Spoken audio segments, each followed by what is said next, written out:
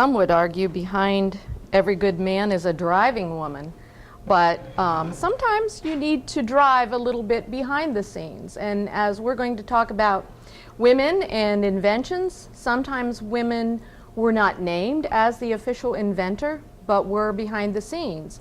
And as we'll get into that, there might be a good reason. Over time in America, we had to make progress for women's rights. For many racial groups, cultural groups, and women in particular, there was a progression to being in the forefront, to having the power to do things, and to even think about being immersed in technology. I would say that in early America, building the country as Americans did, sometimes women had to be a little more behind the scenes. And I would also give the example of women didn't attain a higher education until much later. Sometimes if women didn't see themselves doing a certain career, they would think, well, perhaps I don't need a higher education for that career. So they were often told to choose a realistic career. We have often heard this quote. Abigail Adams implored her husband, when you're writing or taking part in writing the Declaration of Independence, don't forget the ladies. And sometimes I think, well, maybe they did forget the ladies, but there's always somebody there reminding those people in the positions of power, don't forget us, we're here. We're a valid part of society. And I'm going to jump ahead to 1920 because women did gain the right to vote in America. And when I see my students in the senior seminar, we forget how young they are. Sometimes we think of timelines and we know those timelines, but this age group need to know that my mother could not vote. She was married in 1927 and she only had a few years of voting because anytime they change a law or pass legislation, it takes a while to enact that. So we also need to know the timeline of World War II because a lot of students and their parents have seen Rosie the Riveter. And what we do more deeply than we'll discuss today is that in World War II, there were 12 million women. That was a quarter of the workforce. They were already working. By the end of the war, that number was up to 18 million or a third of the workforce, but I also get into the economics of the situation that we don't often hear, is that after the war, when the men came home, women were still working, but often at a lesser pay grade. So it's not that they all went home and had babies. You know, there are some data out there that support that argument. But let's move forward even faster and farther to Title IX of 1972. And a lot of the students, when you ask them what was Title IX, they often say, oh, that's where women got to play sports in the schools. Well, yes, but there was a lot more to it, as we know in my age group. That was really the institutional decision that if the federal government was going to put money into higher education, and we better support in all education fields, I think it trickled down to even the state level, that we really have to support it with our dollars.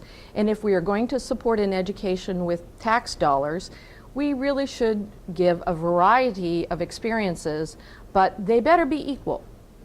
And I always tell my students that's when I got to play basketball by boys' rules. Before that, we had to play with girls' rules, and we didn't have any girls' sports team. So I was very excited. And the reason that I chose Mothers of Invention is because in Women's History Month, we were reminded that women did take part. And as I remind the students, sometimes women had to kind of go around about way to gain the credit for an invention. And sometimes she didn't want to do all that, she just wanted to get the invention out there, so maybe a father or a brother or a husband would take that invention to fruition. We often say Robert Fulton was the father of the steamboat, or that Ben Franklin was the father of electricity. So this is the example of It's really difficult to use this mothers of invention phrase. It's sometimes just something that we've said a lot in that phrase, and we never really thought about it. But let's think of today, mothers of inventions, and it's really difficult to think of it this way, as I said before, but also a lot of the terminology that we use is gender specific, and we don't really think about that. I have a series of fun questions, and this is something I do with my class. And it's not that you get it right or wrong, but in my class I use a poll anywhere and let students answer and see how many questions they get right. But for the sake of today, just in your own mind, so we can get through these slides and get you just to thinking about how many inventions there were, just take a guess, and then the next slide you'll see if you are correct or not. Which of the following was invented by a mother of invention, invented by a woman? If you take a guess in your own mind, let's see how correct you were. Mary Anderson was the correct answer. She was issued a patent for the windshield wiper in 1905. So the next time you go down the street and your wipers are off flapping, you think of Mary. Which of the following was invented by a mother of invention? And the first one, that's where you have a wind cups that measure wind velocity. Anemometer, disposable cell phone, bikini, or Rolodex. And in your own mind, if you guessed, the disposable cell phone. This was an important invention of its day. With the whole terrorism thing, I don't think we see the disposable cell phone so much anymore. But it was an idea that came to Randus. She was just driving down the roadway, talking on her cell phone, which I say is not really acceptable behavior. She was getting really frustrated that her phone signal was fading in and out, and she wanted to hurl the phone out the window, which she thought about, a disposable cell phone. One you can use and throw away. Which of the following was invented by a mother of invention? If you think in your own mind, you have the right answer. Cracker Jacks, Raggedy Ann doll, Barbie doll, or Mr. Potato Head. Ruth Handler. She invented the Barbie doll in 1959. She was watching her children cutting out paper dolls and decided they were making sort of a reality conversation and game. So as the children got older, maybe they needed an older doll to play with. And Ken was added later after her son, so those were named after her children. Fun fact, Barbie's first words, and in my day, you pulled a string and there was an electronic voice to a doll. Barbie's first words were, "Math is tough." Mattel, the company that rolled out her invention, Barbie, thought they were simply expressing the feelings of most school-age girls at the time. Many parents and teachers thought Barbie should just shut up. So shortly after that, they came out with a version and Barbie stopped talking. Which of the following health-related inventions was not invented by a mother invention? Why would I say not? Because I wanted you to see some that are in the variety of answers. Disposable diapers. Nystatin is for medicinal purposes. It was a groundbreaking antifungal medicine. Diabetes test or Band-Aids. So in other words, 3 of these inventions were by a woman, 1 was not. Earl Dixon invented the Band-Aid. It was marketed by Johnson & Johnson. Which of the following was invented by a mother of invention? Graham crackers, saran wrap, Rumford fireplace, or a dishwasher? And the reason I chose this one because I thought the pictures were pretty cool. This was Josephine Cochran and her invention, the dishwasher. And I think that's pretty ingenious, you know, something usually by the early women inventors were something that helped with a task or chore they thought could be made easier. Which of the following was invented by a mother of invention? Whiteout, Scotch tape, fax machine, or hole punch? Bet Nesmith Graham invented whiteout, and we don't type much anymore, so it doesn't seem like a huge deal, but those of us who did use a typewriter, that was huge in its day. Which Which mother of invention was famous for her work with computers? Ruth Handler? Stephanie? Ooh, I think we'll see one of these names later. Grace Hopper? Patsy Sherman? Grace Hopper. I thought this was a pretty cool gal. She was a physics person at Vassar. She wasn't an instructor yet. Later she joined Yale. She was in the Navy, and there are two pictures of one of her earlier photographs and one that was when she was very close to retirement and she still donned her Navy uniform. The thing that I thought was so neat about Grace Hopper when I was doing my investigations was that she invented the base computer instructions, a human instruction translated into a computer, and she thought about digitalizing into COBOL software. So she was the underlying inventor of COBOL software. What year did a mother of invention first receive a US patent? And this is kind of enlightening because those dates are all over the place. And the first US patent by a woman was 1809. And utilitarian inventions, and that is just a rendering, it's not an actual photograph, but a picture of what she invented. May 15, 1809. Kies, who was a Connecticut native, she invented a specific patent for weaving straw with silk thread for hat making, and that was huge in its day. So if that, propagated the industry to make plenty of hats, all women wore them in that day. But I think most importantly, the Patent Act of 1790 was supposed to open the door for anyone, male or female, to get a patent. But since women couldn't even own property, they couldn't vote, they, in some instances, were not treated as a person that could really handle a bank account, and it had to sometimes be in the husband's name. A lot of times they didn't bother, and as I said before, the husband would take those patents through to fruition. But the first one was in 1809. What mother of invention, that doesn't make any sense. I think I changed that this morning, didn't save changes. What did Margaret Knight invent? Scotchgard, Kevlar, colored buttons, or a grocery bag? This I thought was important to include because Margaret Knight, and I love gears, I guess I'm a gearhead, but I thought the invention was pretty cool. She invented a better way to make a grocery bag, and the paper bags were big in the day, but there was a little stink about that. She really had to fight to get that patent and to get that invention. So I thought that was important, that it was the first court case that I saw where a patent was stolen, and she had to get those rights back. But her first invention, when she was 12, she saw a very gruesome accident in a textile mill. And whenever you think of machines in our production labs or in industry, there's always that red stop button. She was the first one that thought of the stop motion.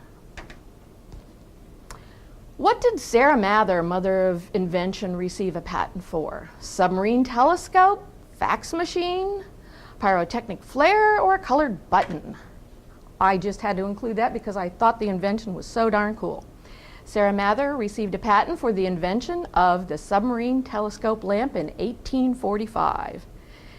And it was used on vessels in the ocean. You could imagine how important that device was. Which of the following is a mother of invention for new film developing method for NASA? And I'll hurry through these. Sarah Mather, Barbara Askins, Mary Dixon Kies, or Grace Hopper?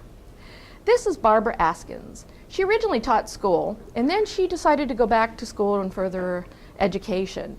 She won Inventor of the Year in 1978. She also invented a device that was used for film developing in space. And it was also a carryover for Kodak to use in other ways. Which mother of invention is noted for inventing the modern brassiere? And this is probably a key point in the presentation to see if anybody's still paying attention. Sarah Mather, Barbara Askins, Mary Dixon Kies, or Mary Phelps Jacob? Mary Phelps Jacob. Mostly uncomfortable corsets were used. Well, really, the long and short of the reason I included this one it's not that Mary had to fight for her invention, but she had to fight for a company that was sold the rights to market that invention, but she wasn't given credit. Suddenly that corporation grew very large and kind of stole her thunder. So they kind of have to go back and give her credit for that. Who invented the patent on the ironing board? You wouldn't think that was a big deal in its day, but everything was ironed and ironed very intricately. Sarah Mather, Barbara, Sarah, Grace, who was it? Sarah Boone. And this is kind of cool because I just like to see the inventions, but it was really tricky to iron the sleeves and intricate pleats, and she came out with the invention. So if you see, a lot of these are utilitarian needs that women saw. Which mother of invention secretly worked on a coding system, and its importance was not recognized until later decades? Patsy, Dr. Temple Grandin, Hedy Lamarr, or Anne Moore? This was a sultry actress of the 1940s, and it's pretty cool if you want to do a report on her. She was a very famous actress, but in World War II, she helped to develop secret communications and try to fight the Nazis. So they had to come up with a way for her messages if they were intercepted and decoded. And she worked with another person, but mostly the patent in 1941 was galvanized for the digital communications boom. The whole digital idea was first thought of there.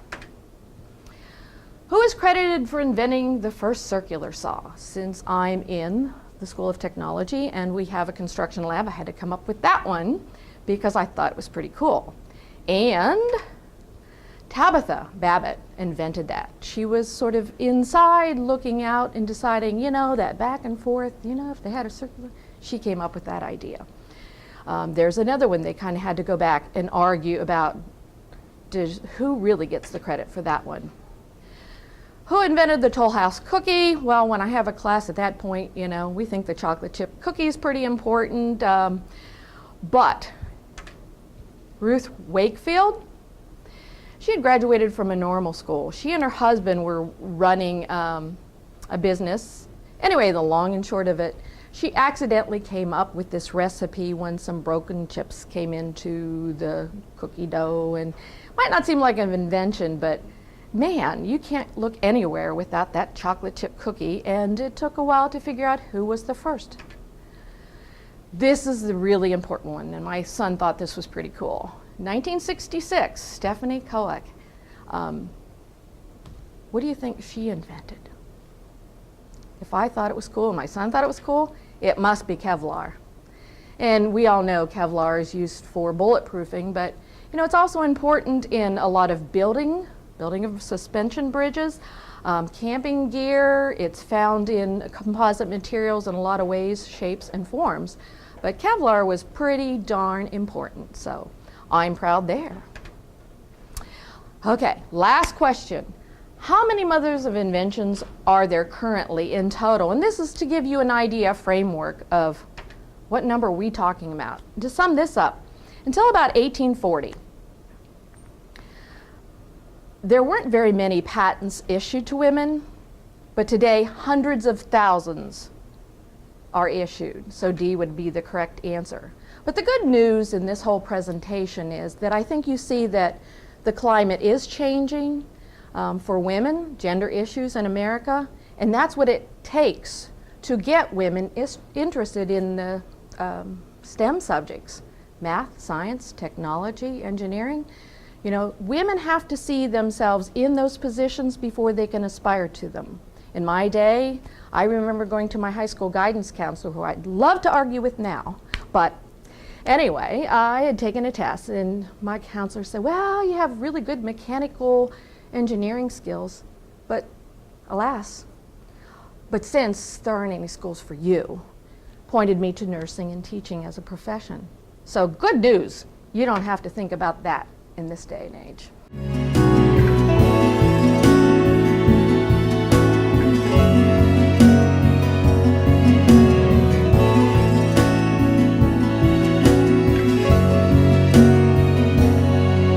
Reminding those people in the positions of power don't forget us. We're here. We're a valid part of society. And I'm going to jump ahead to 1920 because women did gain the right to vote in America. And when I see my students in the senior seminar, we forget how young they are.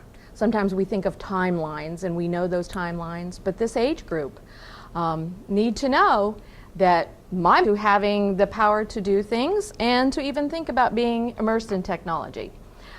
I would say that in early America, building the country as Americans did, sometimes women had to be a little more behind the scenes. And I would also give the example of women didn't attain a higher education until much later. Sometimes if women didn't see themselves doing a certain career, they would think, well,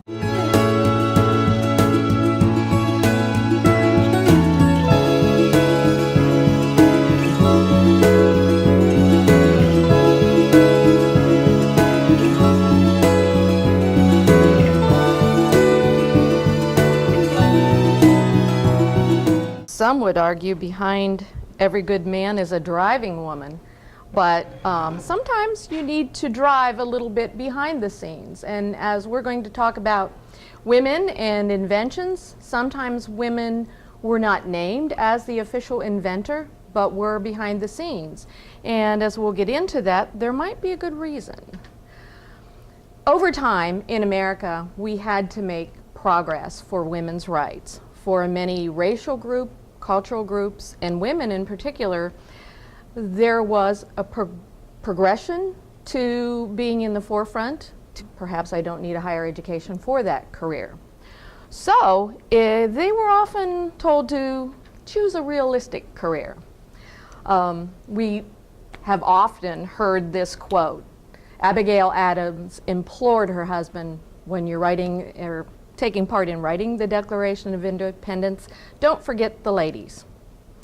And sometimes I think, well, maybe they did forget the ladies, but there's always somebody there